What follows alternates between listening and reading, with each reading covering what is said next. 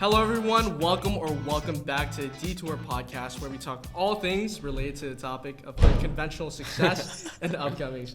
I'm your host, Gary Fan, a community college alumnus with aspirations of becoming a world-changing business owner. This episode marks the first episode within the new season, Season 2. Let's go. And today, I'm joined with two GOATs within the media industry, Sebastian and Lance. So, hey, what's up, guys? Welcome, guys, to the podcast. So excited for you guys to come join me today. If you guys want, you guys can give a brief introduction to who you guys are and what you guys are doing. Yeah, for sure. Seb, go first. Yeah, well, thank you, Gary, for having us. That was a very nice introduction. Yeah, I'm Sebastian. I go by Neos, alias gamertag, social media stuff. And I go to school with Gary. And I also went to community college.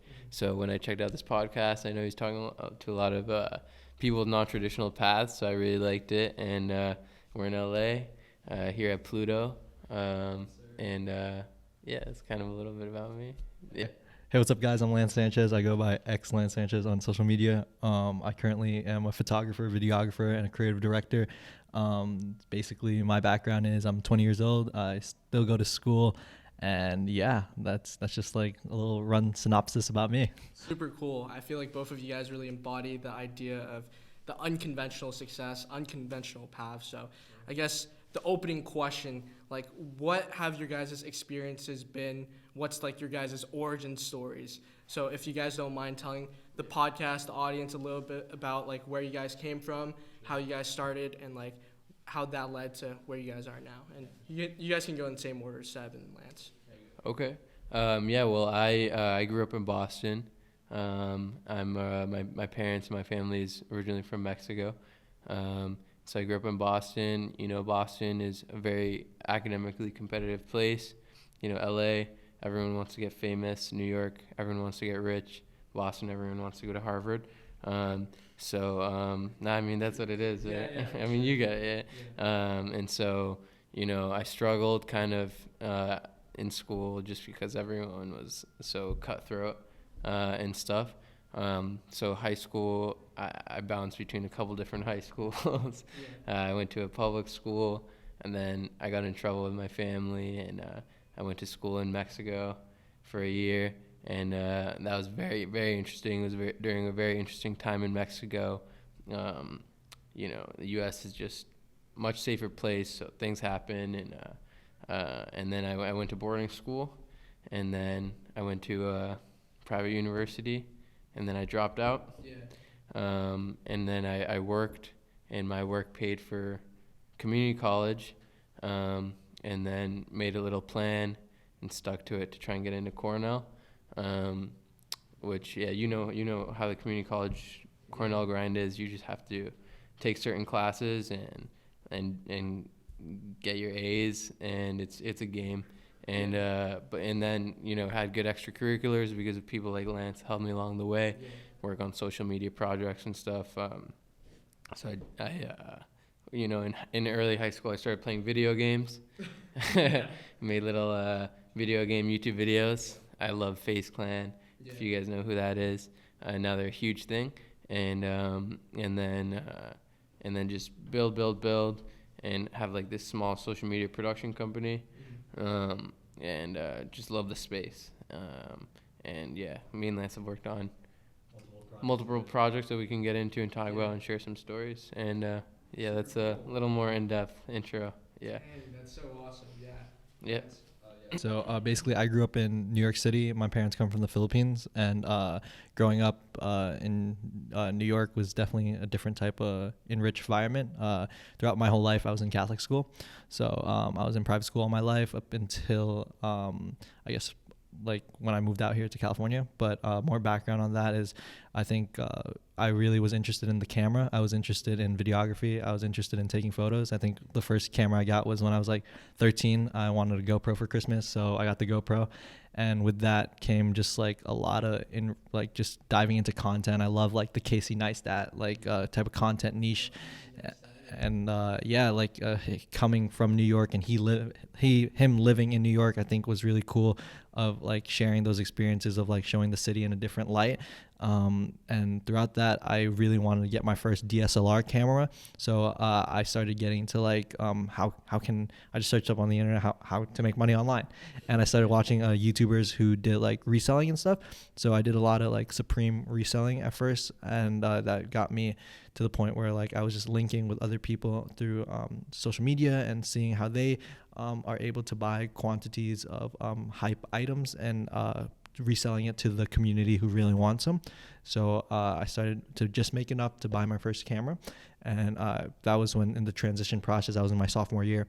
We moved out here to California 2017, and that was definitely a huge transition because I was going to a school with at least 400 kids in my high school, and then in the public school I went to in Orange County, it turned into like 5,000 kids.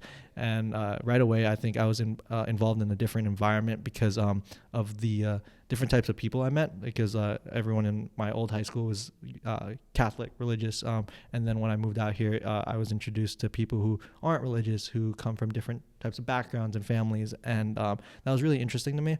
And then moving into that, I was going to school here, junior and senior year. I loved my last 2 years of high school out here because I was really involved with the camera, and I really partook in a student body. And my senior year, I dove straight into ASB, which was our student body, and that was with me and my friend Jacob Ferrafino. His name's Ferrafilms on Instagram, and he's also doing some crazy stuff on the internet now too. But we both were accepted into the student body program, and after that we just took over the videography and photography space of our high school. And I think with that, it taught me a lot of lessons of, okay, like this is how to like socialize with people, and this is how to shoot with other people. And like it really was like the best time of my life, I feel like, of just learning how to physically use the camera. And then towards that end of my senior year was February, March, I saw on Instagram this app called TikTok, and I was like, okay, what's this about? And then I searched, I downloaded the app TikTok, and I started scrolling through the feed. It was the For You page, for example, and I saw someone named Chase Hudson, Lil Huddy. So he was definitely popping. I think I met him when he was at 1 million to 2 million, but he had like 800,000, and like he had 800,000 on Instagram, and he was pulling at least maybe 200, 300,000 likes. And right away I was like, okay, this is interesting because that conversion rate is very high. And who is this guy? I saw he lived in Stockton, California, and I just DM'd him. I was like, hey, if you're ever in SoCal, let's shoot. We'd love to link up with you. And then I met him. Yeah, it was really sick. Became really close with him. That was towards my end of senior year. Just would link up with him here and there. Introduced me to his other TikTok friends who also had the same niche-oriented style. And towards that, we where do we keep going? I graduated high school. That was the best. And then I was like, okay, I'm now going to community college. And then after that, I was like, I still want to do photography and videography though, and I'm about to get this associate's degree in film and media studies. So I was just like, that summer was the summer I was like, we just got to grind. So that summer I was doing like real estate for the videography, photography, and that really racked up some extra cash flow for myself, because I was like, okay, cool, like this is like sick. I can buy more gear, I can just save this, and I'm making money doing my hobby. And throughout that, I was still doing free shoots with the guys just for tags on Instagram. And throughout that, I was immensely gaining a nice following from like 800 followers to like 2,000 followers.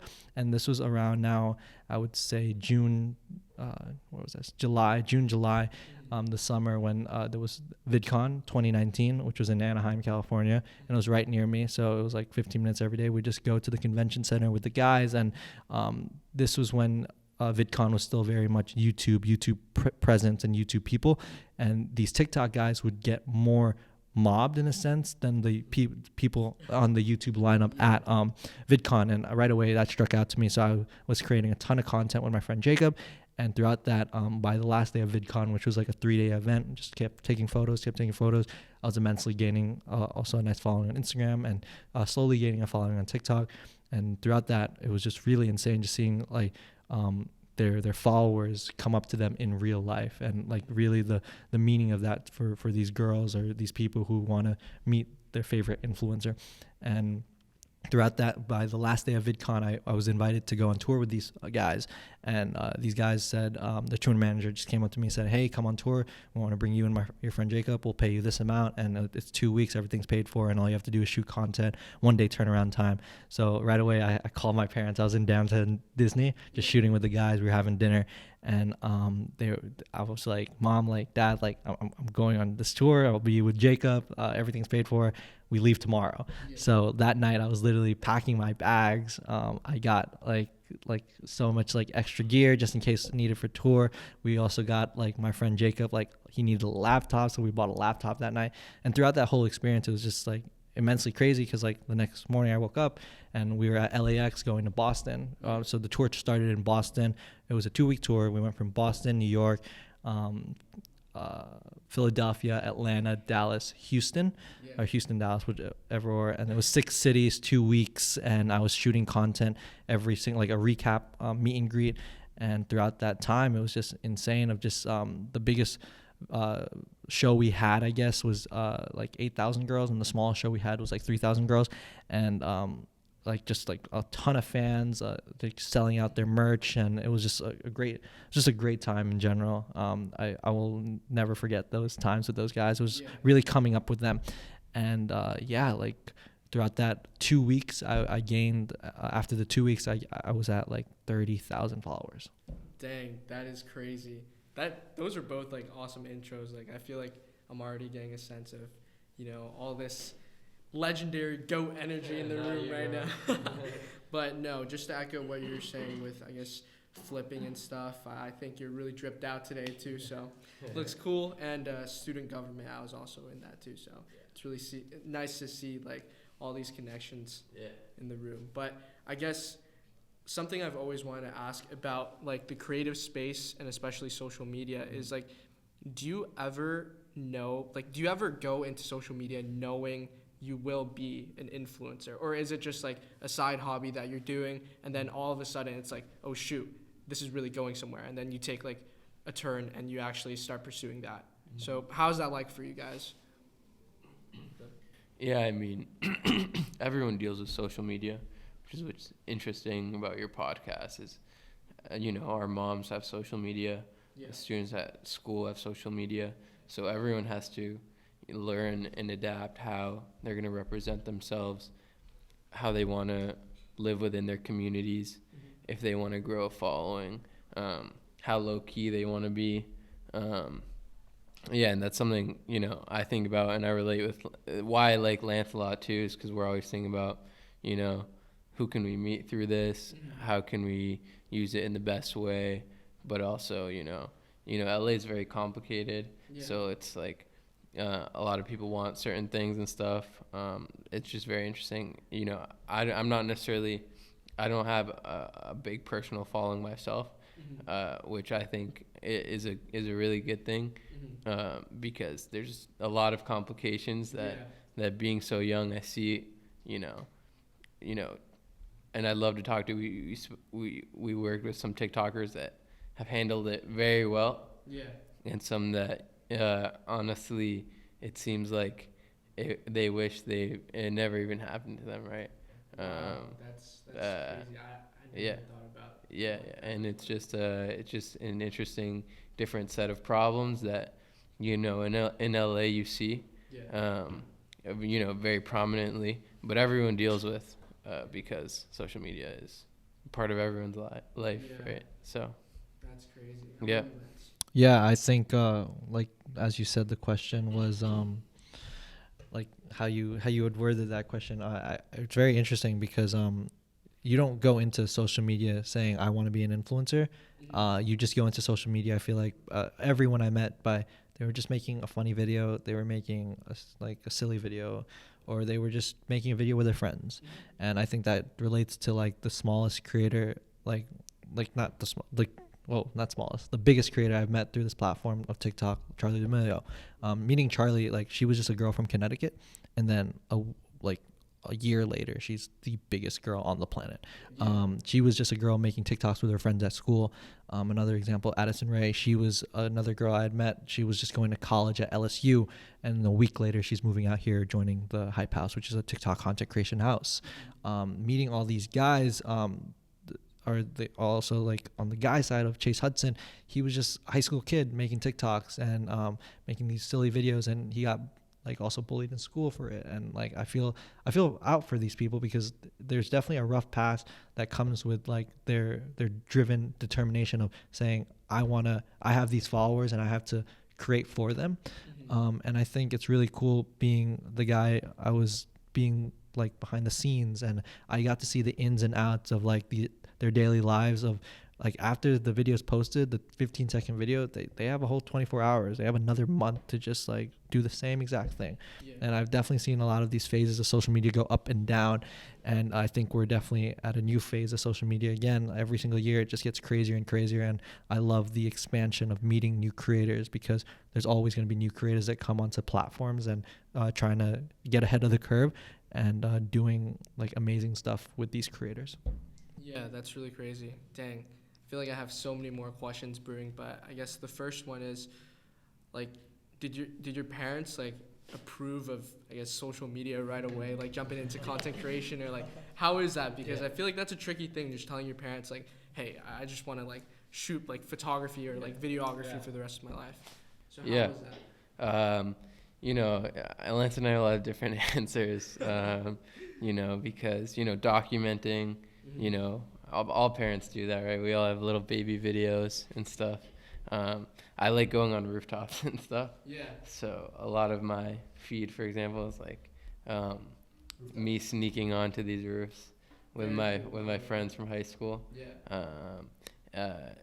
And there's this other podcast in Boston that maybe I'll send to you, that I'm gonna talk in depth just strictly on the rooftops and shit. But yeah, I love it, but it's definitely like. Yeah, it's just, you're not supposed to sneak onto rooftops. Like, like today, like the space we're at today, we know the owner of the building and stuff. Yeah. But it's just a different grind. Like, but I love it. And like sneaking onto rooftops has taught me a lot, because I go up and I do sneak up, but you never like take anything. You just go take pictures, and yeah, it's just a different grind, I guess. Was it like? Yeah. Did you tell your parents that like, oh, like, I'm gonna like start shooting rooftop videos or photography on rooftops? Yeah, were they okay with that? No, I mean, what's interesting, and I can divulge that question, is like, I've found the internet to be a source of my escape. Yeah. So like my username is not connected to my real name at all. Yeah. And that's why I played video games with my friends, and that's why I go shoot and I try and meet friends. Mm-hmm. I think maybe partially that's why I didn't like school that much. Yeah. So I'd use the internet to try and escape, and go see different views in LA or in Boston, or play video games with my friends for like hours on end, and like escape the reality of the world. And that's the point we're at with media in general, right? Like NFT, metaverse shit. So it's just interesting, but yeah. Lance has a different, similar experience though. Yeah, for sure. I think I can relate to playing video games and that being my escape.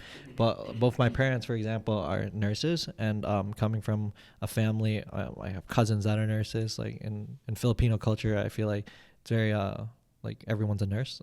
So like at all the parties, like, he graduated from nursing school, he's doing this from nursing school. And like for me, like right now, like it's such like a different path where like I've now stepped my foot into the door of social media.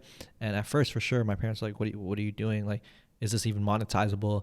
Is this even like a career path? Is there health insurance? Little things like my parents should be worried about. I didn't really care for it, but now from their perspective, I do understand why they cared so much and why they still care. So I guess like the deal with that was, as long as I'm still going to school, I'm going to get my education, going to get my bachelor's degree in film and media production. I can do this work, and the line of work right now is this social media that I love and care for. And I really want this expansion of content creators to be the future like generational wealth. I feel like too. I feel like this is the people that are gonna run like the world. So I think it's very interesting to be a part of this. Such like it's only beginning still. I feel like it's only going to get bigger, and I'm glad to be a part of it. And my parents are definitely proud of me. And as long as everything I'm doing is safe and like it's not illegal, I think I can keep going on with this path and doing amazing stuff with these content creators that I work with. Yeah, that's super cool. And the fact that you brought up how social media is like this new thing we're moving towards, and we're gaining a lot of traction with social media as well, and with traction you gain more of an audience as well, right? And so I guess my next question leading on to it would be, how do you deal with like people who don't like your content, who like hate on your content? Like, have you guys ever had any haters? And like, if so, going back to what you were saying earlier about Lil Huddy like making videos for his followers, but his followers like kind of hating on him and bullying him. So how is that contradiction like? Like, how do you deal with hate is the question. Yeah, I mean, that's, a great question. And there's more bullying because of the internet. Yeah. Unfortunately. But yeah, you kind of got to know. And I think this is why, people wanting to care about their social media is important.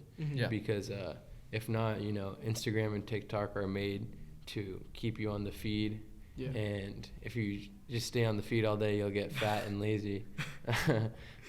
So if you're aware and you're like, okay, I'm gonna follow certain people, or I'm only gonna post certain pictures, I actually think that's more healthy than letting the void take you. Yeah.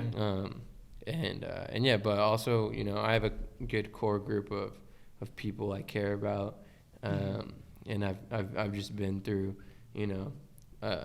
more serious stuff than Instagram comments, Yeah, you know what I that's mean? very true. But I've definitely been in like my fair share of like little altercations and stuff. But yeah, I mean, I have a great girlfriend, good family and good friends. And it's just, it's a complicated question. I don't know. And I've seen, what's very interesting is like some of these TikTokers have more followers than NBA players and stuff. And or the president of the United States. That's crazy. It's partially a reason why I don't necessarily want to gain a mass following myself. Yeah. Because the worst thing that can happen to you is having all this attention on you, but having nothing to show for it. Yeah. And it's just very interesting place to be. I mean, a lot of them have been able to make brands out of it or businesses out of it. Yeah. Which is what the most successful people do. Which is, Lance works for one of the most successful people that's been in the space. Yeah. Brent Rivera. But he's seen so many people come and go that can't make a business. Yeah. And it's a really interesting game. Yeah.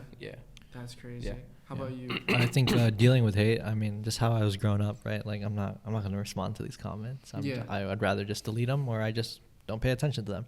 I think like watching all these TikTokers, YouTubers, influencers that I work for get the amount of hate they do. I mean, it does take a toll of them, where I feel like rather how their maturity is. The younger, I feel like creators, influencers will handle it differently. They'll care about everything that people will say. I mean, the older influencers I now work for example, Brent, he's been in the space for 12, 13 years.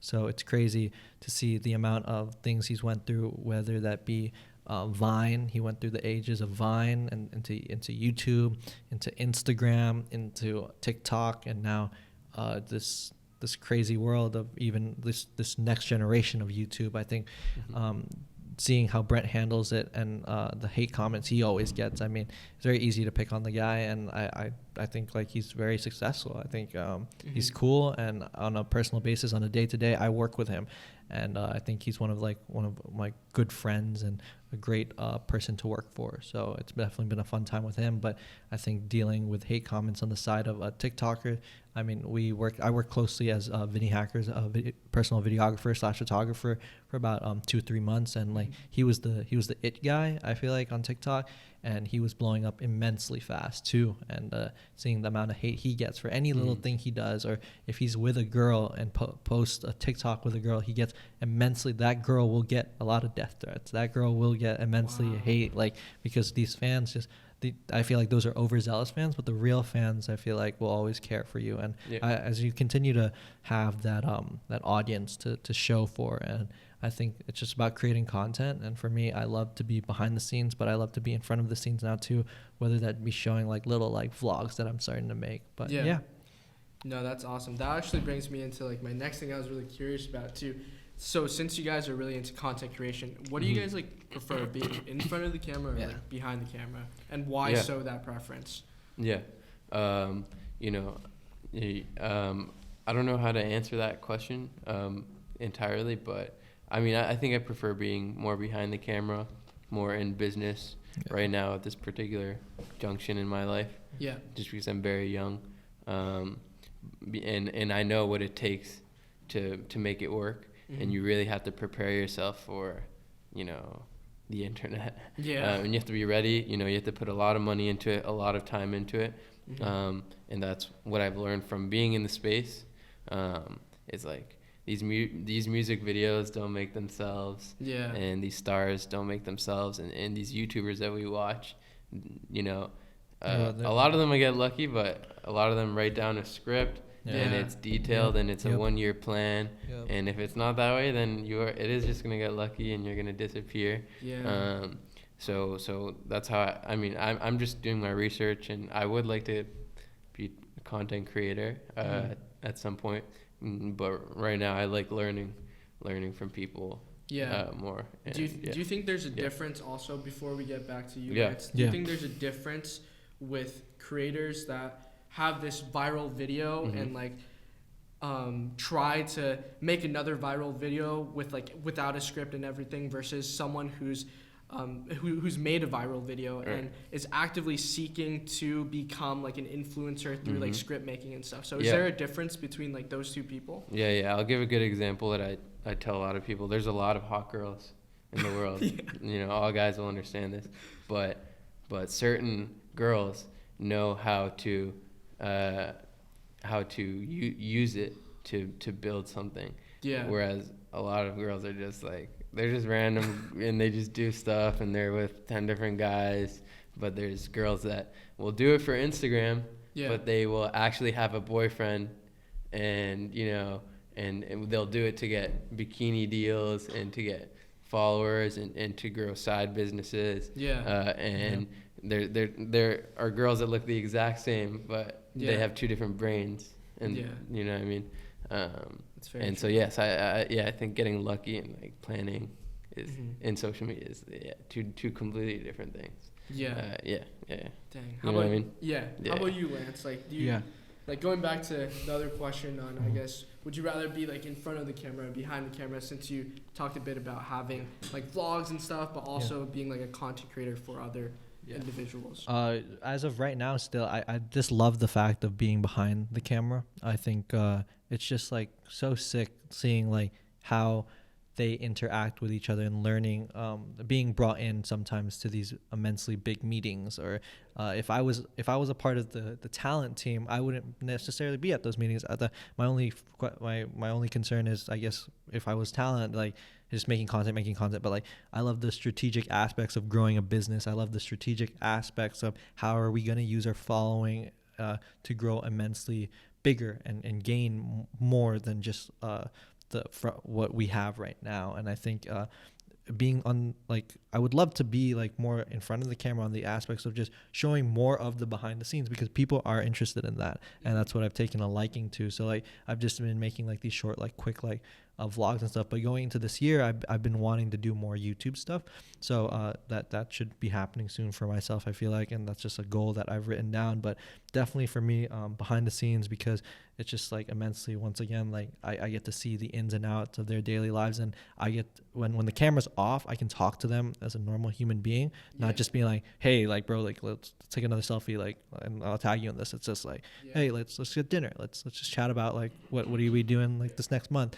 And becoming good friends with these people, I through being behind the camera, is just insane to me, because it's very, I feel like it's also easier for me to get to be with these like influencers, because they understand like, oh, he's a photographer, oh cool, and then like I come over, we shoot, and then like we go from there. Is it hard finding like a balance between your behind the scenes persona and also the in the scenes like persona? Like, yeah. How is that like? I feel like with that, it's like when it's work, it's time to work. It's time to concentrate on like what we're trying to get done to build like what I guess with Brent, like we're always posting a YouTube video every single Saturday, but now we've jumped it to twice a week, so like a little bit more content, but we've shortened down the vlogs to 5 minutes. So it's just we're just always thinking, but when it's time to stop thinking off camera, we just chat and we say like for Brent, for example, he just came back from Prada fashion show in Italy, and he went to Paris after that, and it's cool to talk to him. Hey, what you do in Italy? What you do in Paris? How was it?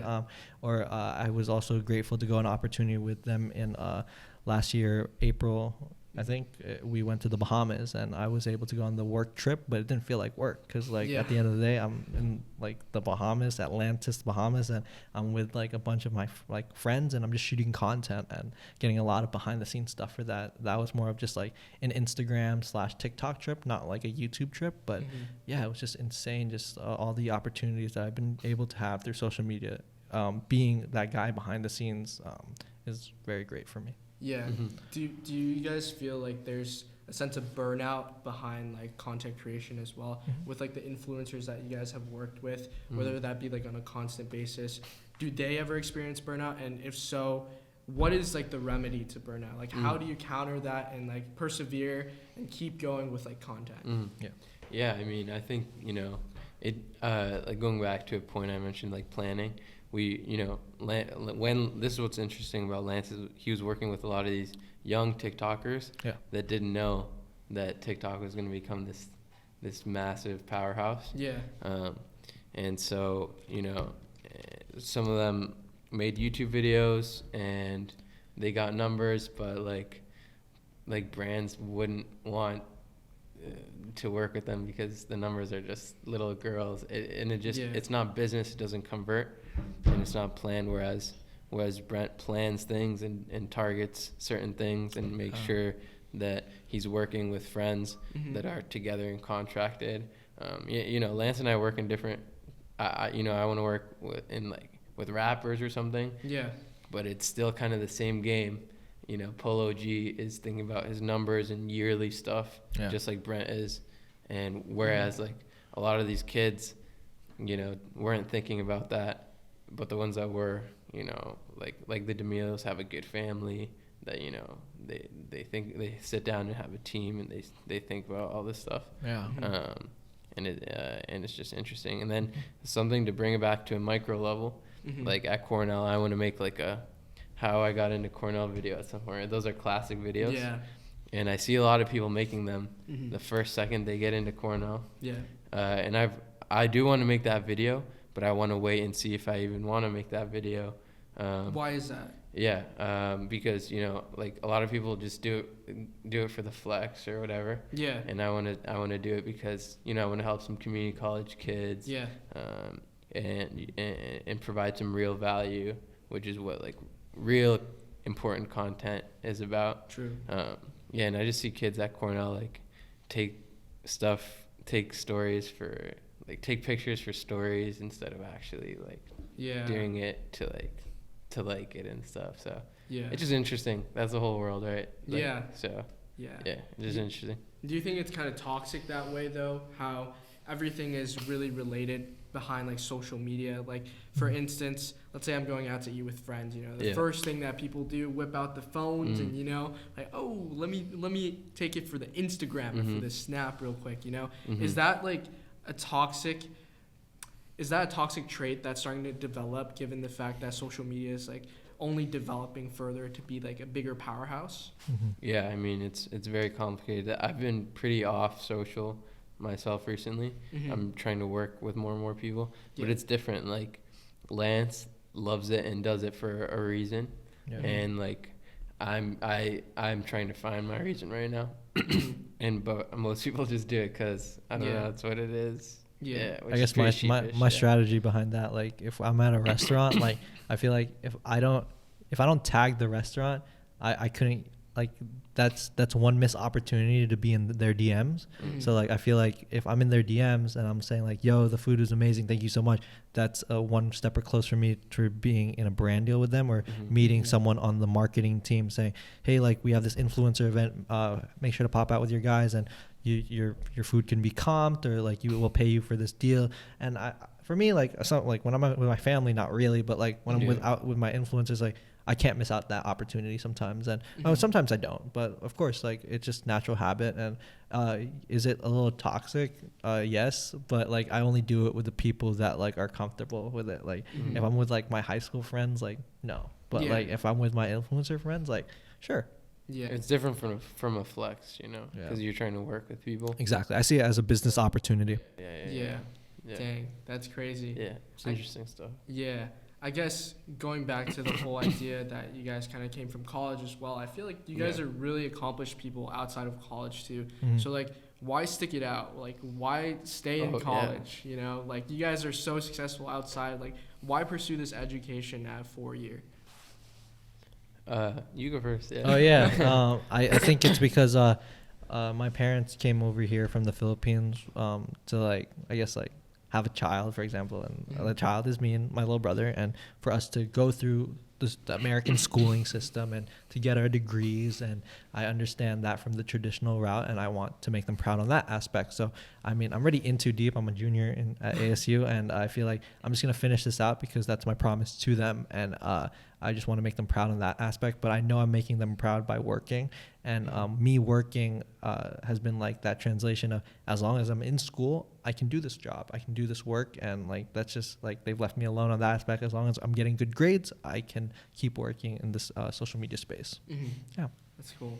How about you, Sam? I mean, I'm a little different in that, you know, I went to a college and I did drop out, and I tried, you know, I tried to see how the world is, and then I refound my purpose in school, and made a plan to, you know, try and get into Cornell, and now like I'm retrying, but the original school I went to was just a random school, and I got caught in like a life trap where like, oh, my parents wanted me to go to this school, which is like what a lot of people I think go through.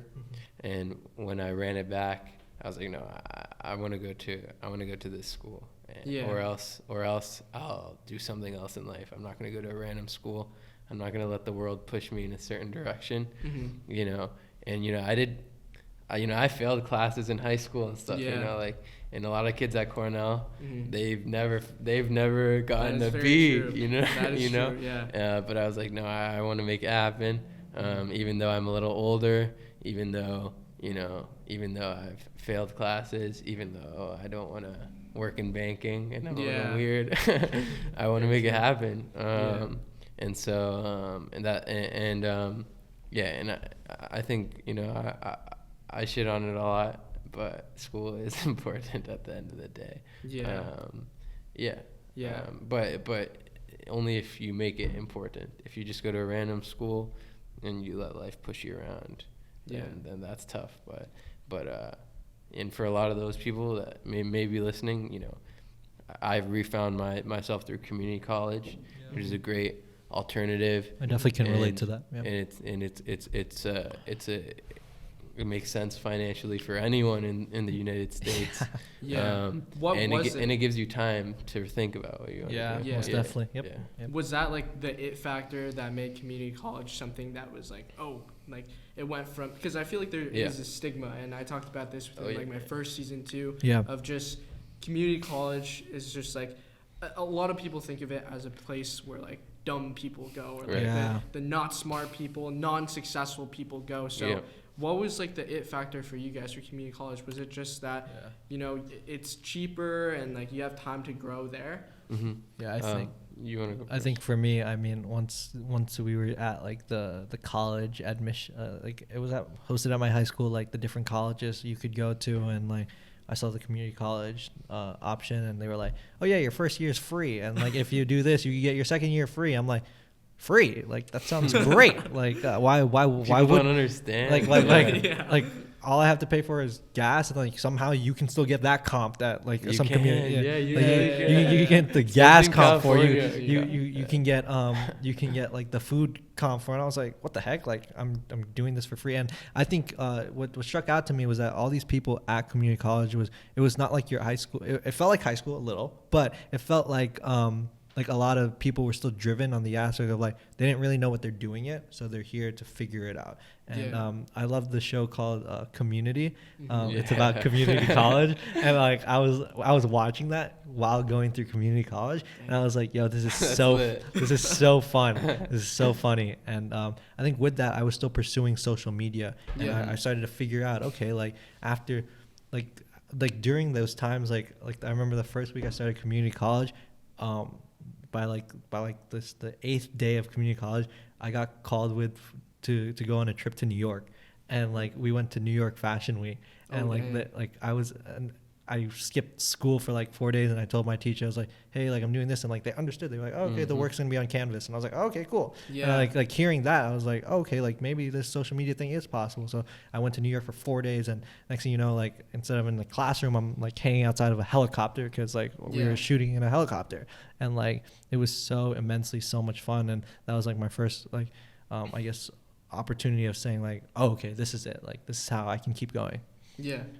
How about you? Yeah, I mean, I feel like everyone has to go through things in life, and so when I dropped out, I felt like there was a flame under my ass, and I feel like that's what a lot of community college kids go through, because you see this illusion that the frats are living a better life than you are at community college, and so you're like, okay, I gotta figure my life out right now. And yeah, I mean, I just stumbled into community college. I had to get a job. I worked at a bank as a bank teller. I remember called that. TD Bank. GD Bank? TD Bank. TD Bank? Toronto. Oh, okay. It's Drake's bank of choice, actually. And I mean, it was just an entry-level job, but if you work at a big bank, they usually pay for your community college. Yeah. So I was like, okay, I'll just jump in. I'll try it. And I really liked it, and there's so many options, and you can work in social media. You just have time to do stuff. And I loved it. And something I'm struggling with at Cornell is a little bit is community college has all this flexibility for you to do anything in the world. And also you're also kind of free of especially in Boston, a lot of people do judge you. I mean, California very competitive too. So you have this like I don't give a like attitude. And you really become a better version of yourself. Yeah, I mean, I feel like and so yeah. I mean, I'm a little older and weird, but now I've like found like a little path through community college. And and so that's why I'm so proud of talking about it. At Cornell and stuff. And I'm gonna have like a weird little path at Cornell too, and that's inspired because of what worked for me at community college. Yeah. So yeah. Dude, community college is goated. Oh yeah, it really is. Yeah, especially in California. Yeah. It's a great system. Yeah. You guys prefer your community college or your 4-year right now? Real question. Real talk. I mean, I prefer my 4-year right now because it's just all online, and true.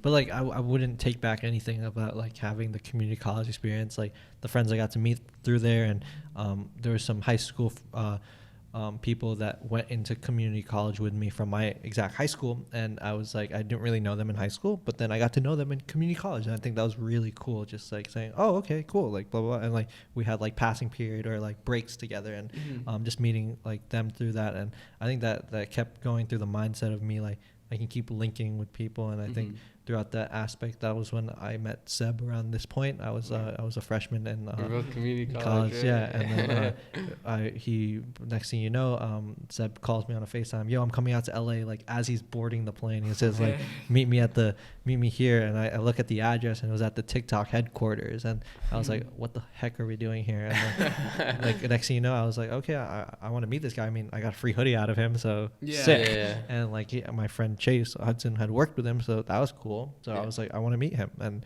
we met up at the TikTok headquarters, and we just had a good day, and we definitely related and on the aspects, and we just kept FaceTiming throughout 2019 going to 2020. Yeah. Yeah. Cool. Did you guys graduate community college or? No. Okay. No, I didn't either. Okay, yeah. so I you know, I'm at Cornell with you now, and you know, I like Cornell more. Community colleges, I mean, you have to go to community college to go to somewhere better. Yeah. So Cornell is better, but you know, the good things about community college is there's online school, there's flexibility, which I think a lot of the good schools should adapt. I mean, you like your school because it's flexible still. Yeah, And very flexible. Love Cornell, out of all the good schools, is more is a flexible school, but it's still pretty old school. So there's a lot of things. But I do want to finish my community college at some point. So I'm actually at some point in Cornell, I'm going to take a semester off and finish my community. I have one semester left at community. Oh, that's cool. That's so, cool. And that like that's going to kill some credits too. I don't know if you know that. Yeah. Wait, is Yeah. that like getting your associates from community Yeah, college? my associates. Yeah. Maybe For I the should- culture, I might have to do that. Right? Maybe I have to do that too. Who knows, eh? That's Yeah. crazy. So I think just my wanna- reasoning behind why I didn't finish my associate's degree was that OCC went online. The community college we had went to, it went Yeah. online, but it was not a community college that is supposed to be online. So I think learning through it it wasn't built to be online. And I was like, okay, like I don't want to do this. I still want to be. I have to be in school, and I want to be online. And I started looking at programs, and I saw, okay, ASU has a good program. Oh, it holds up just as much as a normal bachelor degree. Okay, and I just signed up. Next thing you know, I'm in. And then by last year, January, I was taking my first classes, and ever since then, I don't look back. Like I've been building up my credits. Most of my credits had transferred, and here we are now. Yeah, dang. To be honest, I don't know if like I didn't even know how to finish like my associates at community college, so I just kind of went in and was like, all right, like I just want to transfer out of Yeah. That's how it was for me. Interesting. But, yeah. How about like with your guys' creation and like working with influencers, I guess, what was like your most memorable experience, and what's like that thing that you look back to when you tell people, hey, like I'm a content creator, like what's that moment? Okay.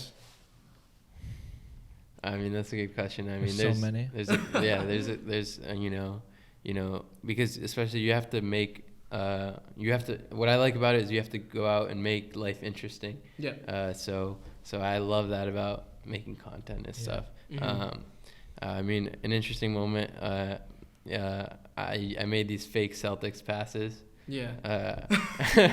And I snuck into Game 7 of the Eastern Conference Finals. That's crazy. Just because I knew how to use Photoshop and stuff. Yeah. I don't know if you're recording. I can send you like some pictures to put up or whatever. Yeah. My girlfriend might get mad at me, but I went with my ex-girlfriend, and it was like our first date, and she thought it was crazy. Yo, that's it. Yeah, I have never heard that story. What the fuck? That is insane. And it was just fun, yeah. And there's other random stuff like, someone I look up to a lot is this music video director, Mooch, who's shot here actually, and he's just Getting to work with him to a couple music videos, and like actually seeing Trippie Redd like this far from me, and like asking him to take a photo. I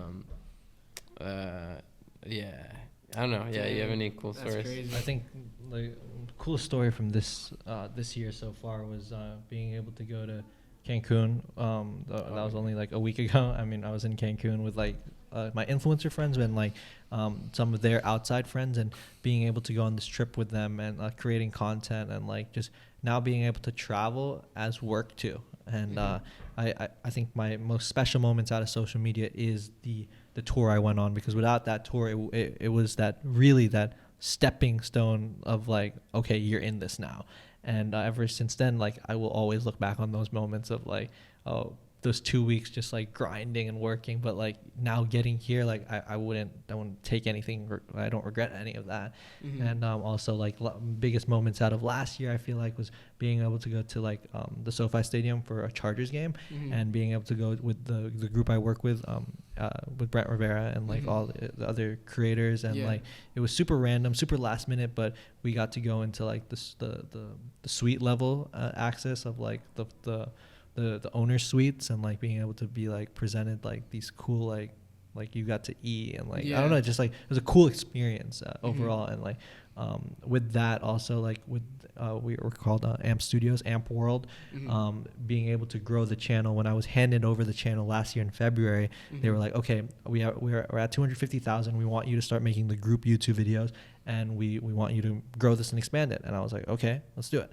And then by like April, May, June, that was when we were peaking like 1 million subscribers. So it was crazy just seeing the creators on our squad are averaging at least 5 to 6 million a week on YouTube. So like when we hit 1 million, it was not even a question. It was just me just grinding it out and making like cool YouTube videos, because like the group channel is where you can always expect to see everyone on the channel together. And like people love that. So people love watching it, and I made it work. And getting like that 1 million plaque was sick. But then also the year before that, also getting a 1 million plaque working with Griffin Johnson, another TikToker, and we were doing YouTube, and we hit 1 million in 3 months. So that was also crazy. Just like growing up, seeing like the 1 million plaques, people like showing it off on a YouTube video, but actually holding one, and like, although it's not in my name, I work towards that. And like seeing it physical, saying 1 million, like it's crazy. Dang, that's beautiful. We're running a little short on time with the podcast, but I have one last question before we hop into our rapid round of questions, this or that. But my last question for you guys would be, if you guys had like any advice you'd give to someone who was struggling to figure out like their own path, like what would it be? I leaned into the internet, and like maybe like the story of Lance and I is interesting because I actually don't see Lance that often, but whenever we do see each other, like we are doing a podcast or we were doing something, but I'm always connected to him like on the internet on my phone. And I feel like if you make internet friends, like you only talk to internet friends because you want to. You can just decline their call, right? Whereas like at Cornell, you're forced to be with all these weirdos. You know what I mean? And lean into like weird stuff. Like I love Pokemon. Like lean into Reddit for advice. Lean into YouTube videos. Maybe that's how I got through community college and stuff. I think for me, like, man, like just like consuming content, watching YouTube, watching different how other people do it, reaching out. I think like a DMing people just can go just so far. The only thing they can do is not respond, and if they do respond, that's one gateway in. I think like the internet is so immensely powerful that like just using it to your advantage. As Seb said, like we don't see each other, but when we do see each other, we just pick it right when we go, oh, how is this? And we do like important things, right? Like we don't drink, we don't smoke. We just link, bro. I like that. Like, that's dope. Like, I probably talking to Seb out of a 7-day week 3 times out of the week, and like we're always like, if I see a funny meme or I see someone cool on the internet, or I see a cool post, I'm like, yo, Seb, check this out. Or I'm calling him about this, I'm calling him about that, or he's calling me about this. And like during, I guess that just another story, it was like the quarantine experience. Me and Seb were always just talking on FaceTime, but our goal every week was to find a new person to add to the FaceTime. And like by cool. The end of quarantine, or like toward like quarantine, like when I just started to go out, but like quarantine, we were just stuck inside. But like we were always just adding a new person into like the FaceTime, where like so many random just random people, and then I got to finally meet some of these people in real life. Crazy. Like our good friend Georgia from Michigan, she goes to MSU. I was on Omegle, just bored as heck, and I found her, and I was like, oh, this girl's like cool, and like we talked for like 3 hours on Omegle, and we brought it over at like. I somehow got her number to then talk on FaceTime. I'm like, yo, Seb, this girl's cool. And then Seb was like, oh, add her to the call. And we added her to the call. And then she came out in like July of 2020. And I finally met her in real life. And that was insane. There's this other girl. Shout out Georgia. Yeah, shout out Georgia. this other girl named like Patty. She was just up in NorCal. And we were just like, oh, she has cool content. She has a cool look. And then next thing you know, like she said, oh, I'm in San Diego. And I was like, okay, like that's like an hour and a half away from me. But I drove to San Diego, met up with her, and that was an insane internet link. And I think just like we call it internet links, like startup people too. Me and Lance like are involved with 2 startups. One from Stanford that called Portals. And Another called Hoobie. One called Hoobie that Yep. I'm starting to intern for. Yeah. And just straight up from just FaceTime, It's DM, insane. just trying stuff, hitting Yeah. up people on the internet. and Just stuff. Yeah. connecting these people from one world to my world, or like just pulling either or, because like sometimes now, like when I go to parties with Brent, or like any like internet stuff, or like internet links in real life, like it's like, oh, Brent, meet this person, I used to work with this person, and it's Yeah. cool to hear other people talk about me and like the experiences they had with me, and like it's great to, I think it's all about also just the reputation I've built up for myself, and I carry myself with that aspect. But I think if I had just one thing to say for people is like, just never stop researching and never stop learning, because I'm never gonna stop learning. Yeah, dang, that's a beautiful way to kind of wrap up all the question things. But Cool. I do have a rapid round for you. This is a little fun, right? All right. Let's Kind do of this or that thing. Oh, Yeah. Right, so Oh boy. it's quick answers, right? Yeah. On the fly, right? Yeah. So we'll start off easy, right? Mhm. All right, red or blue? Blue. Blue. Okay. Yeah, facts. All right, second one, evens or odds? Evens.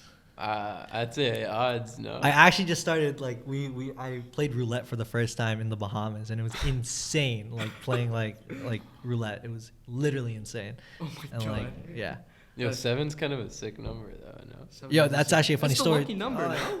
So we were at another convention thing with Mr. Beast, and Mr. Beast, it was like a poker night / like roulette night. It was a casino night, and then like Mr. Beast comes over to the table, biggest YouTuber on the planet. He puts down Oh, yeah, I he heard puts down about all his chips on number 7, red. It lands on red.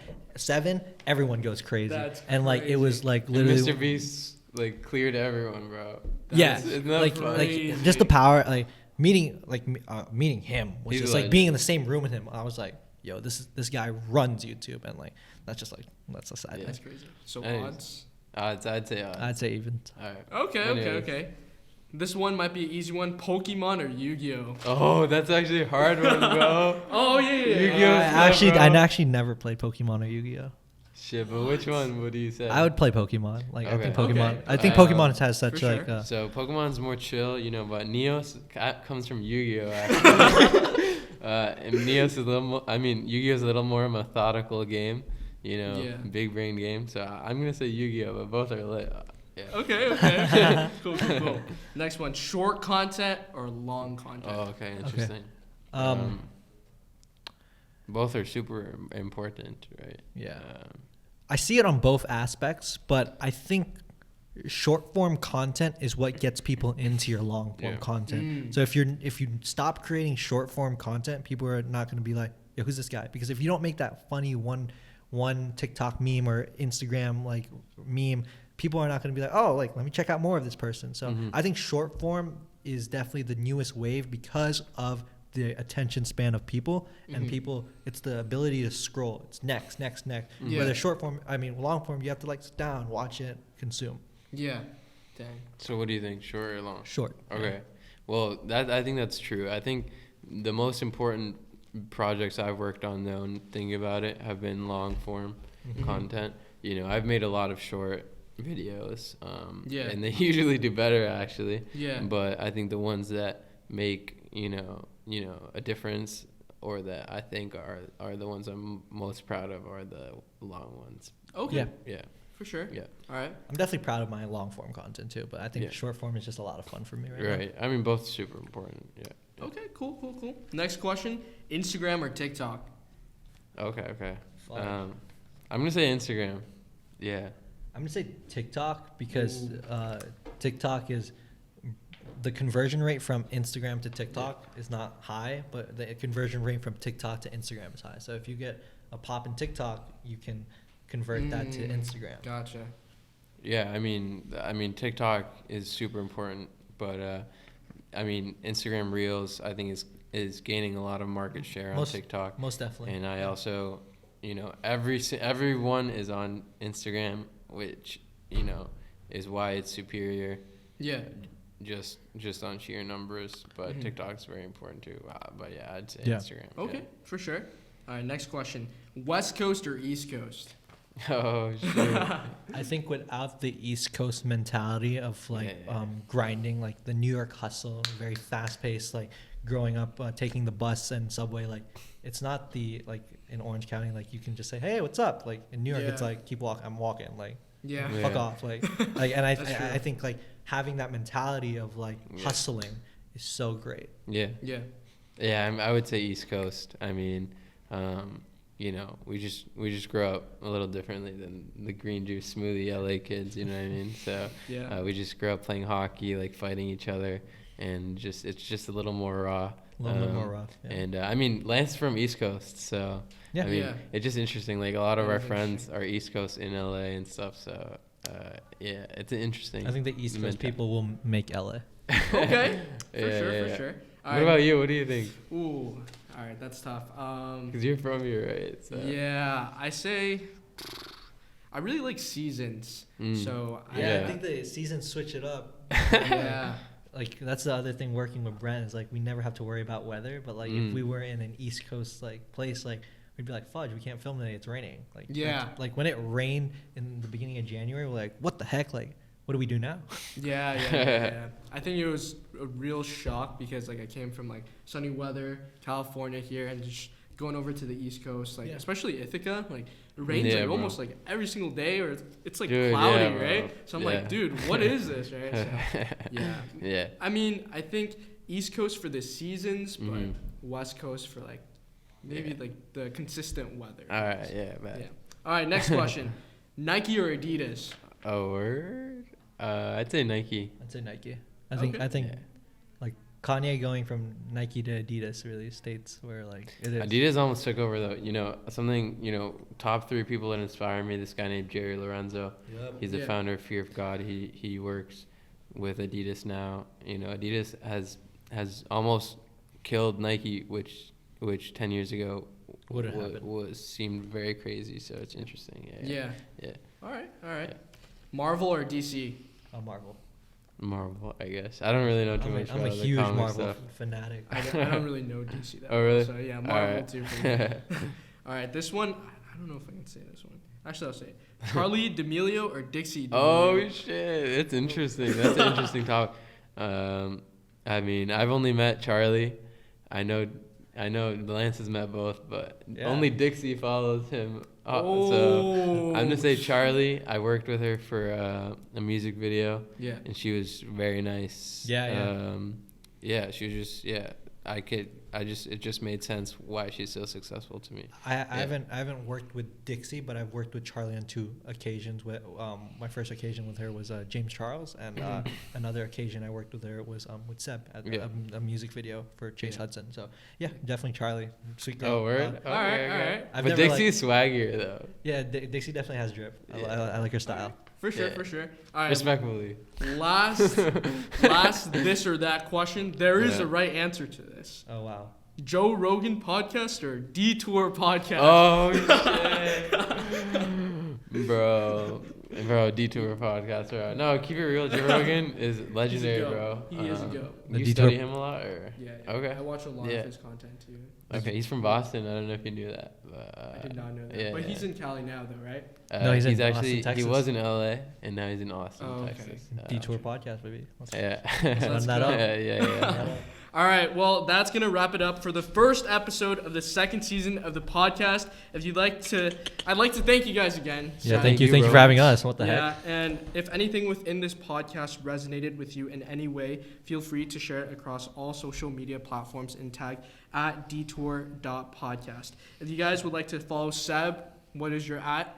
@_Neos. Lance. At Excellence Sanchez on all social media platforms. Gotcha. Again, thank you everyone for all your continuous love and support. We're just getting started for season 2, and I can't wait for you guys to see what's in store. Again, I'm your host, Gary Fan, and I'll see you guys in the next episode. Peace.